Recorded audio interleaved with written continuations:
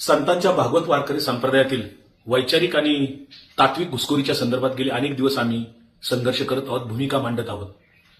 त्यातले जे घुसखोरी करणारे त्यातले मुख्य जे आहेत ते किशोर व्यास उर्फ गोविंद देवगिरी यांनी गेल्या अनेक वर्षामध्ये काय केले, वारकरी संप्रदायातल्या वेगवेगळ्या लोकांना पैसे पुरवायचे, रसद पुरवायचे आणि आपल्या हाताशी धरायचे, जेणेकरून संतांच्या भागवत वारकरी संप्रदायामध्ये वैदिक तत्वज्ञान आणि मनुवाद रुजवण्यासाठी आधार मिळेल. त्याच पद्धतीने त्यांनी काही वर्षापूर्वी तीर्थक्षेत्र देहू येथील पांडुरंग घुले महाराज यांनी जे काही गाथा मंदिर बांधले, त्या गाथा मंदिरांना गोविंद देवगिरी यांनी रसद पुरवली, पैसा पुरवला आणि ते गाथा मंदिर पूर्ण झालं. परंतु त्या ठिकाणी रामदासी संप्रदाय जो आहे रामदास स्वामींचा, त्यांचा दासबोध ग्रंथ आणि रामदास स्वामींचे विचार तत्वज्ञान त्या ठिकाणी दररोज पाठाला घेतले जातात, शिकवले जातात. ही वैचारिक घुसखोरी त्या ठिकाणी झाली. आणि आता तीर्थक्षेत्र आळंदीमध्ये श्री जोग महाराज वारकरी शिक्षण संस्था जी आहे, जी मुख्य संस्था आहे, अनेक वर्षापूर्वी अनेक वारकरी कीर्तनकार त्यातून तयार झाले. त्या जोग महाराज वारकरी शिक्षण संस्थेला नुकतीच गोविंद देवगिरी यांनी 25 लाखाची देणगी दिलेली आहे. यातून वारकरी शिक्षण संस्थेला त्यांनी मिंधेगिरी टाकलेला आहे हे त्याच्यातून निष्पन्न होत आहे. वेगवेगळ्या लोकांना पैसा द्यायचा आणि वैदिक विचार त्याचबरोबर मनुवाद रुजवण्यासाठी गोविंद देवगिरी वेगवेगळ्या प्रकारे प्रयत्न करत आहेत. त्यांनी जे काही पैसा दिला, हा पैसा त्यांच्याकडे आला कुठून? गोविंद देवगिरी यांच्या ज्या संस्था आहेत त्यांची स्थावर जंगम मालमत्ता असेल, त्यांच्याकडे येणारा कोट्यवधी रुपये असतील, हे पैसे येतात कुठून? गोविंद देवगिरी यांच्या सर्व मालमत्तेची, त्यांच्या सर्व संस्थेची स्थावर जंगम मालमत्तेची सीबीआय मार्फत, ईडी मार्फत आणि इन्कम टॅक्स मार्फत, चॅरिटी कमिशनर मार्फत तपासणी झाली पाहिजे. परंतु गोविंद देवगिरी हे प्रधानमंत्री नरेंद्र मोदी यांच्या अत्यंत जवळचे आहेत, भारतीय जनता पार्टी आरएसएसच्या प्रमुख नेत्यांच्या अत्यंत जवळचे आहेत. नवे तर ते त्यांचे सगळ्यांचे गुरुवर्य आहेत, असं त्याच्यातनं अनेक ठिकाणी निष्पन्न झालेलं आहे. श्रीराम मंदिर जे आहे अयोध्येचं, तिथल्या चोरी झाली. त्या अयोध्या राम मंदिराचे ते खजिनदार आहेत आणि राजीनामा द्यायला त्यांनी साफ नकार दिलेला आहे. कोट्यवधी रुपये त्या ठिकाणी दरोडा पडला, परंतु गोविंद देवगिरी काय राजीनामा दिला नाही. तीर्थक्षेत्र आळंदी येथील जोग महाराज वारकरी शिक्षण संस्थेला 25 लाखाची देणगी देऊन त्यांनी वारकरी संप्रदाय त्या ठिकाणी निंदा करण्याचं काम केलेलं आहे. गोविंद देवगिरी आणि देणगी स्वीकारण्याचं काय करायचं हा मला प्रश्न पडतो, कारण हा पैसा कुठून आला, हा काळा पैसा आहे का, याची चौकशी झाली पाहिजे. मित्रांनो, गोविंद गिरी हा एक नंबरचा लबाड माणूस आहे, एक नंबरचा महाधूर्त माणूस आहे. आता तो इतका लबाड आहे, त्याबद्दल लबाड हा शब्द सुद्धा एक वेळेस त्या लबाड शब्दाला सुद्धा लाज वाटेल इतका लबाड माणूस हा गोविंद गिरी आहे. आणि ही लबाडी त्याची इतिहासाच्या बाबतीमध्ये, इतिहासाच्या मांडणीमध्ये उघडकीस आलेली आहे. वारकरी साधू संतांविषयी त्याच्या मनामध्ये असणारा जो द्वेष आहे, जी मळमळ आहे, आणि खास करून छत्रपती शिवाजी महाराजांविषयी इतका प्रचंड द्वेष करणारा माणूस या पृथ्वी तलावर आज कोण असेल तर तो आहे गोविंद गिरी. या माणसाने केवळ रामदासांचं उदात्तीकरण करण्यासाठी आणि शिवाजी महाराजांना कमी लेखण्यासाठी त्याने आयुष्य खर्च केलेलं आहे. आणि ही जी RSSची जी एक विषमतावादी, मनुवादी जी विचारधारा आहे, जे विष आहे, ते असं कुठून भरलेलं आहे कुणामध्ये? गोविंद गिरीमध्ये. आता राम मंदिरामध्ये त्याने चोरी केली का नाही केली याबाबत माझ्याकडे काही पुरावे नाहीत, त्यामुळे मी त्यावर फारसं बोलणार नाही. परंतु कोणतीही गोष्ट पुराव्यासहित बोलणं हे माझं वैशिष्ट्य आहे.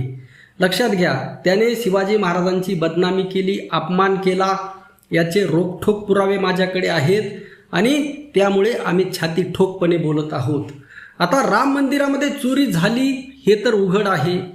आता राम मंदिराचा ट्रस्टी कोण आहे, त्या उलट तो कोषाध्यक्ष कोण आहे, गोविंद गिरी आहे, हे उघड आहे.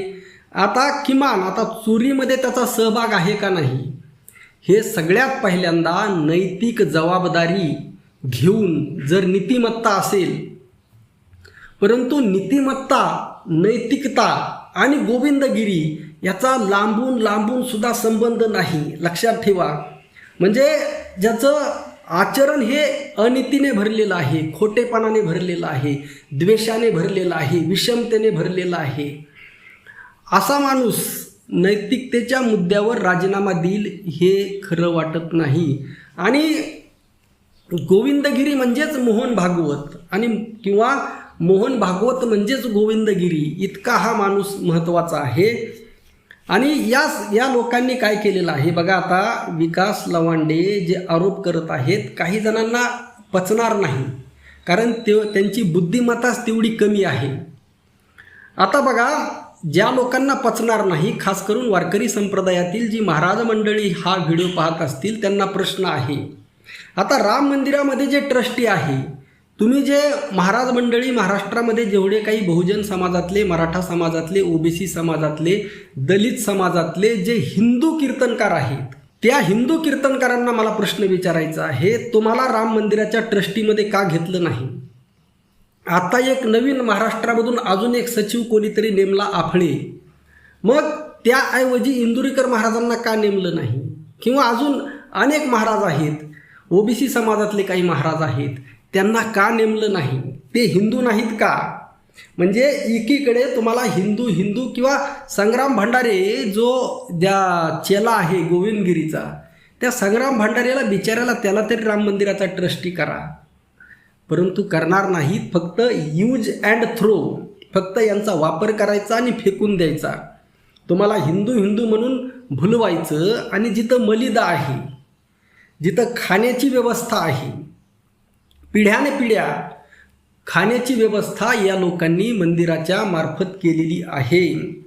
राम मंदिर निर्माण झालं त्याचा आम्हाला अभिमान आहे. आमच्या बहुजन हिंदूंनी बलिदान दिलेलं आहे.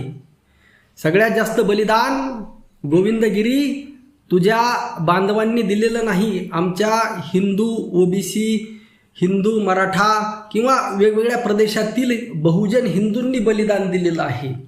आणि रामसुद्धा आमचा बहुजनांचा राम होता. आणि त्यामुळे रामाचं मंदिर होणं हे आमच्यासाठी अभिमानास्पद गोष्ट आहे. परंतु ज्या पद्धतीने छत्रपती शिवाजी महाराजांभोवती तुम्ही विळखा टाकण्याचं काम केलं, त्याच पद्धतीने प्रभू रामचंद्राभोवती तुम्ही विळखा टाकलेला आहे. आणि गरज आहे प्रभू रामचंद्राला त्या विळख्यातून सोडण्याची. आणि खास करून महाराष्ट्रामधून एवढ्या प्रतिक्रिया आल्या नाहीत, परंतु अयोध्या असेल, काशी असेल, तिथं जे अनेक आखाडे आहेत, अनेक महंत आहेत. आणि कीर्तनकारांना मला सांगायचं आहे, सगळ्यात महत्त्वाची गोष्ट म्हणजे अनेक फक्त राम मंदिराच्या या आंदोलनामध्ये RSS तर नव्हतंच, परंतु जे आखाडे होते, जे पंथ होते, जे प्रत्यक्ष त्या केसमध्ये सामील होते, ज्यांनी योगदान दिलेलं आहे, लढाई केलेली आहे, बलिदान दिलेलं आहे, स्वतःच्या जीवाचं बलिदान दिलेलं आहे, जीवाचं रान केलेलं आहे, आयुष्य समर्पित केलेलं आहे, या लोकांना सुद्धा ट्रस्टीमध्ये घेतलं नाही. बघा म्हणजे यांची दुटप्पी नीती किती आहे. आणि या विरोधामध्ये खरं तर एक मोठं आंदोलन या देशामध्ये उभा राहणं गरजेचं होतं, परंतु देश या लोकांनी पूर्णपणे पंगू बनवून टाकलेला आहे. आणि आज त्याच पैशाचा वापर करून हा आवाज उठू नये. आता वारकरी संप्रदायातील अनेक लोकांना हे कळलेलं आहे.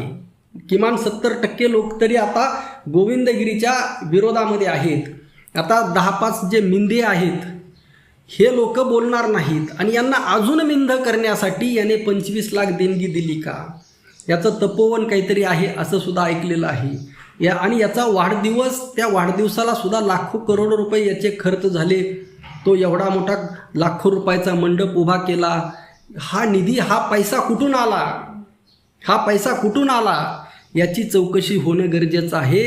परंतु विकास लवांडे खरंच आजच्या काळामध्ये तुकोबारायांचा वारस, सच्चा वारस, खरा वारस. आज जर तुकाराम महाराज असते तर अगदी ठामपणे विकास लवांडे यांच्या पाठीमागं उभा राहिले असते, शेवटच्या क्षणापर्यंत उभा राहिले असते.